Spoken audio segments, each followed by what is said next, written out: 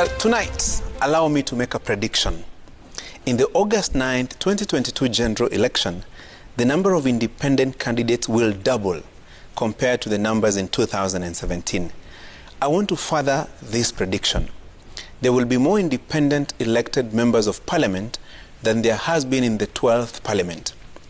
Let me move the discussion even further. The number of governors, county assembly members, and members of the two chambers of parliament elected on the so-called small political parties will be significant.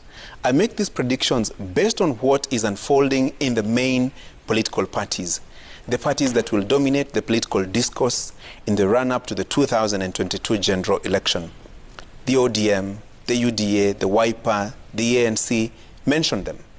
Closely tied to my poll's outcome and the prediction is yet another advanced view. The nominations in these major parties will be as combative as they will be messy. The Orange Party, for example, has shelved the grassroots polls that were to be conducted and instead asked branches across the country to pick delegates and interim officials on a consensus basis. The Jubilee Party grassroots polls that were to be conducted last year were sidestepped, with the COVID-19 pandemic offering a perfect excuse. Save for ODM that attempted to conduct party polls from the grassroots some times back that ended in disarray at the national level when men in black struck at Kasarani Gymnasium and caused Kisirani, no other political parties has dared conduct elections. Other than fear of infiltration by opponents, there is the silent story of party leaders, or do I call them party owners, holding on tightly to the levers of power in the parties. Yet again, I raise questions on the state of democracy in our political parties. So far, there are more than 70 fully registered political parties. Over 1,000 bookings for names and symbols of political parties are pending at the registrar's office. This is not a small matter. Political parties are units of governance. They are vehicles that drive us to elections. If a party has sound policies and practical manifesto, it is likely to lead better, should the Kenyan electorate give it a nod at the ballot. Unfortunately, 29 years since the return of multi-party politics, little progress has been made in crafting truly national, ideology-driven and well-structured political parties. What we have are largely personality-based outfits that collapse once the leader identified with them exits the stage for one reason or the other.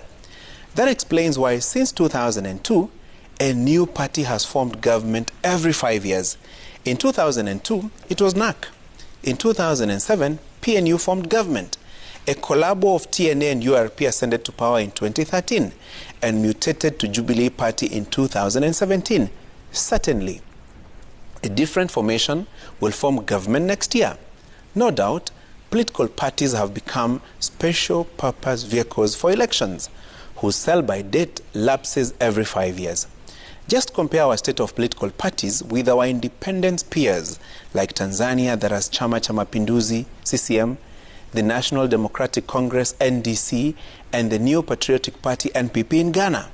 Did I mention the African National Congress, ANC, in South Africa? Of course, someone will remind me of KANU, or even Ford Kenya, or even Ford People. Sisemi kitu. Every election cycle leaves our political parties weaker. Few can withstand rigors of a competitive nomination process. Hence, it is countdown to harvest time for some briefcase political parties that will be dishing nomination certificates to aspirants aggrieved by nominations in the so-called major political parties. What does this do, in my opinion, is to weaken our democracy. And mutilation of the Political Parties Act purely for political convenience did not make our situation any better. Today, you can join and leave as many political parties as you wish, so long as you resign in writing. Total mockery of democracy that exposes lack of internal structures in the parties. Haphazard, I may call it. Fellow Kenyans, a strong political party system is good for our democracy. Before we have a firmly structured political party system, the drama continues. If you doubt me, wait for February, March next year. The weeping, the cries over rigging, quarrels over direct nominations, and auctioning of party tickets to the highest bidder will be the order of the day. I'm ready to place a bet. Are you game? That's my punchline.